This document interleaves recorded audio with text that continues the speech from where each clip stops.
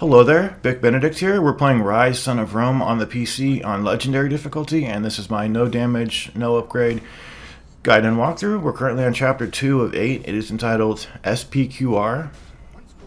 At the beginning here, you have a tutorial fighting with your father. The only thing that might be a little tricky is that, and it's not much of a big deal, when he asks you to break his guard and then follow that up with a combo, it won't let you press the Y button and then follow that up with the requisite number of X attacks that you would think that you could do. So if you press Y and then XXX, he'll block it, so you have to keep repeating it. So what you can do is press Y and then follow that up with another Y and then XX, or you can press Y, Y, Y, X, and that will suffice. And then it's just a matter of completing the tutorial. I don't think you have to do the entire thing either, because at one point it says skip, but I'm not sure if that's a cutscene or what. But for visual variety, I decided to use, and I'm going to be using all of the modifiers, including the damage modifier, because your executions, I have all the executions purchased, and all of the executions are tied to individual modifiers. The modifiers being health gains, focus gains, experience gains, and the damage boost that you can do. So that people don't have to, watch the walkthrough and have all of the combos without the least amount of variety. I decided to just use all the modifiers so that we can showcase all of the executions. Well, all of the ones that you can possibly do within the combat. You can't control what executions you do because they're circumstantial, and it just depends whatever sequence you're in. It's just going to do the execution based on your position and the enemy's, whatever the enemy's doing. But did you see a moment ago, I believe, if my eyes weren't failing me there, that we had a white skull icon over an enemy and it had red lines on that skull? That is an environmental kill that you can interact with. That doesn't fade. Just like anytime you get a skull icon with the dagger through it, anytime you see that, that's going to remain over the enemy until you finish off that enemy. And I also like to do the double execution so that I don't have to do too many executions, because as wonderful as they are, they can be kind of overkill sometimes when you're just seeing them so constantly. So unfortunately, there is not a way to do a triple execution with 3 enemies. You can only do up to 2. So I did grapple with saying, well, let's just not use the damage boost, because the game, while it's not easy, but I don't want to say the word easy because that can be a pretty strong word, but it's definitely not that difficult. Certainly not as difficult as the Arkham games can be, because those enemies like to cock block you a lot of times when you're playing and not let you interact with them and force you to do like blade takedowns and different complicated counters. And maybe it's just my skill level at those games is not very good, but I think that this game is a lot more basic, and I enjoy this better than the Arkham games currently. I think mainly it has to do with the fact that I recently played Arkham Knight and I just didn't have a good time of playing it. One of the reasons was the heavy-handed exposition. I just wasn't a fan of it, and having to hold a button to run constantly is really aggravating to me without having any accessibility settings. Is kind of depressing, and having a really slow camera. Now the camera in this game is very slow too, but it has a pretty decent way of putting enemies on the screen for you without you having to do anything, with the camera too much. But on this heavy here, if you have pilas, you can throw them with a quick attack. Would be the best thing to do, and break his shield. But we don't have those quite yet. We're going to get them in a minute. But for right now, you just need to press the Y button to break their guard and then go in for a couple of strikes. The heavy attacks are really good. I think maybe 3 heavy attacks will kill that enemy. And then we have just some running over here. The running is kind of disappointing too because it only lets you run in little spurts.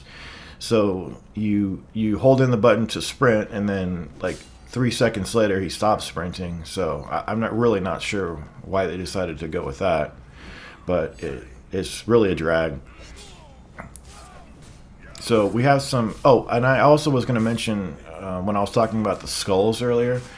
If you see a red skull over an enemy, that is the game giving you a brief opportunity because you staggered the enemy or done a critical. They're giving you a brief opportunity to interact with that enemy and finish him off, regardless of his health. And also, I need to mention when enemies are being evasive too, because you've been taught that at this point. If enemies are avoiding your X attacks, you need to press the Y attack, because they're just going to keep shifting away from you. And they'll do it quite a lot. And then as we finish off that battle, we're just going to run down here. And there's a pretty big battle at the end of the chapter. But yeah, I don't find this game to be that challenging. That's why I do like to do it on this sort of challenge situation where I don't upgrade and I abstain from taking damage.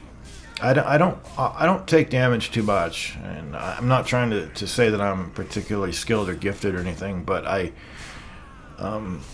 just think that it's very basic kind of things that you're doing. But I don't want to put that off, because when you do first play the game, it's not going to be easy. But once you keep playing with it and practicing it, getting better at it, it's going to be a lot. You're going to start to see how basic it is. Now, as we mantle up here, I understand that he has a lot of body armor on, but I wish they would let you mantle up to surfaces a little bit quicker. It's kind of annoying, that fact. But I do like how they incorporate colors into the environment, and make you. For instance, those wood planks they were highlighted with blue, but I still think you can hit them with yellow anyway. So anyway, just jump on down here, and then we are going to be getting the pilas coming up over here. And this sequence is a little longish, only because since they're tutorializing the pilas, they want you to shoot the archers here. And there's quite a few archers, and they're far away, and it's going to take a long time to aim in. And it won't let you jump over the rail until these guys are dealt with. So when you're aiming, and notice we only have 4. So if you are playing this and you would like double that amount, and you want to get up to 8, just buy the upgrades. And anytime you run out, just there's an unending stack of them here. So it would be nice if one shot would just knock them down. But unfortunately, you have to hit them twice because they're going to get that skull icon. But you don't need to worry that you're going to get hit over here. Not until the next part. Again, this is just a tutorial. You're in no threat of getting hit over here. So since this is so long, and I wish I could make this go faster. I'm sorry that it has to be like this. But the pilots really do make the combat really fun because there's the ability to do a quick throw with these, so that when you're fighting, you can just quickly throw one. And you're going to get the prompt about how to do that coming up. But if you want to know how to do it, all you need to do is just click in the triggers really quickly. I press left trigger, and then a second later, like less than a second, press the right trigger. You've got to do it really snappily. Otherwise, it won't work, and you are vulnerable when you're throwing it. So, and it usually targets whoever's in front of him. He'll throw it at him. So it's pretty decent. And I'm not going to waste too much of your time over here. If you wanted to, before you jump down here, you can kill these guys with the pilas.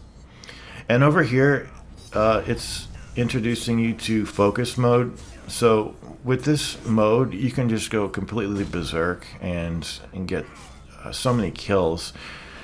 And bear in mind, we have the smallest amount of it possible, so we could be doing a lot more damage. But again, if you do want to throw pilas at these enemies, or all the ones that spawn before you jump down in here, because there's going to be a few, like 2 or 3 just kicking around down here, you could definitely do that without any worry of losing all of your pilas, because as you can see, there's another rack of them down here. In fact, every fight that you do, there's the red skull icon right over there. Every encounter, you're going to have an unlimited amount of pilas. And on the last fight, don't worry about using all of your pilas, because in the next chapter, at the beginning, you're going to lose them anyway. So might as well just use as much as you possibly want to. And I don't feel any misgivings about using the pilas either. There comes a point when there's so many misgivings in your mind about, should I do this? Should I not do this?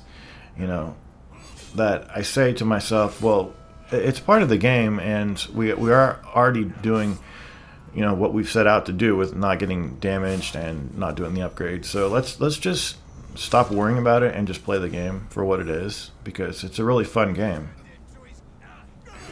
So we've got a couple of more enemies down here, plus a heavy.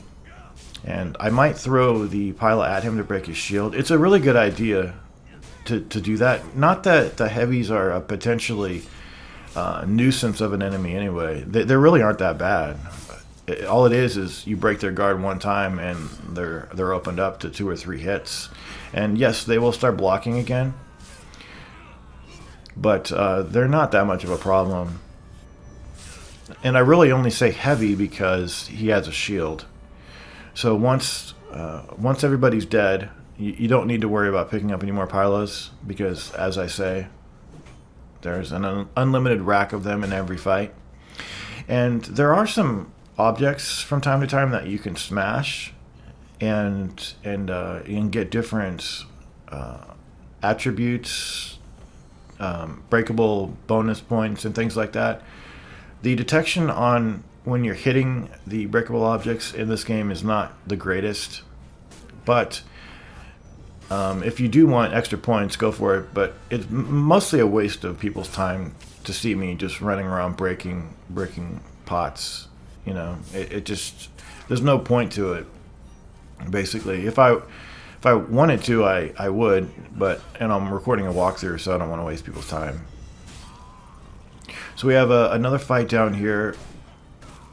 I don't think it's very long, and then we have I think just 2 more fights, but there is a fight at the end that it's not hard, it's just that it's long. So it's the same kind of stuff that you've been doing the entire chapter. It's just that there's quite a lot of enemies. And when you start out the fight, there is a staircase that you're on that I'm a little distrustful of, because sometimes enemies, I've had them fall through the stairs and get stuck a lot. And I've had my pilas go off the mark, even though I seem to be aiming right at the person with a quick throw. It just misses when I'm on the stairs. So if you don't want to be on the stairs, by all means, there's a lot of other places you can go to. But there's a lot of citizens in the way sometimes. And you...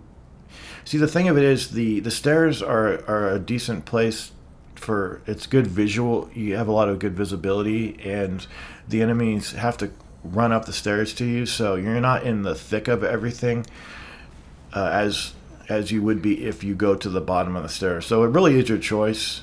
Just realize that the game can break from time to time with enemies doing weird things. Now, I think I did get hit over here because there was a bunch of citizens running around, and I just couldn't see what I was doing very well. And the camera wasn't the greatest after you push that cart and you run through that little alley. The camera is really not that good.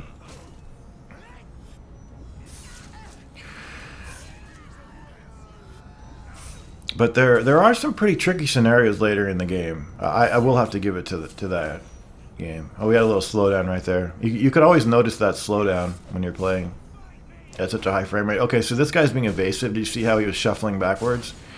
So we had to watch out for that. And remember that jumping attack that these guys do, it cannot be perfect deflected. Oh, let me repeat that. You can perfect deflect it to stay alive, but it won't stagger the enemy. It will just prevent the enemy from hitting you. So we've got like one heavy. And do you see how great these pilas are for breaking their shields? And then we could just go to town on these guys. So if you are going, and we added a little bit more slowdown right there too, but if you are going through this game for the first time, you will not get the charge attacks until I think halfway through the next chapter. So the fact that I have the charge attacks from the beginning of the game is just a testament to having gone, and there is an edit right there because it wants you to go into the menu. It's just a testament of having gone through the game in an initial time, because Legendary is locked from the outset, and to unlock it, from what I've read, you just complete any difficulty. Okay, so here's that fight that I was talking about that starts on the stairs, and it looks like I don't have any pilots here, so I'm going to pick some up and then start just throwing them at these enemies.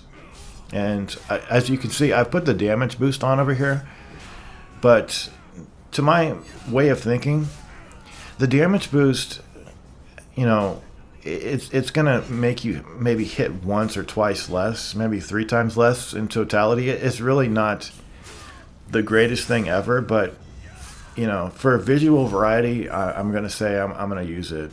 I'm just going to use the tools that the game has, because to not use all of the, you know, all of the things that the game has, it makes the game a little bit more boring for me. But I threw that pilot at that son of a bitching heavy right there, and it's sticking out of him, and I don't think it broke his shield the way it should, and because he was on the stairs. So we might have had an issue that I was talking about earlier, where the enemies do some strange things on these stairs. But we got a critical stun in it. It actually gave us the prompt for an execution on this guy, and he's just flailing backwards. We missed the red skull, and he just goes flying. The executions are so beautiful in this game. They really are. I really like this game for the brutality and the executions. There's so many executions. God, there's like 50 executions. And again, they're all tied to different attributes. So you'll never see some of them unless you select those attributes while you're playing for the combat.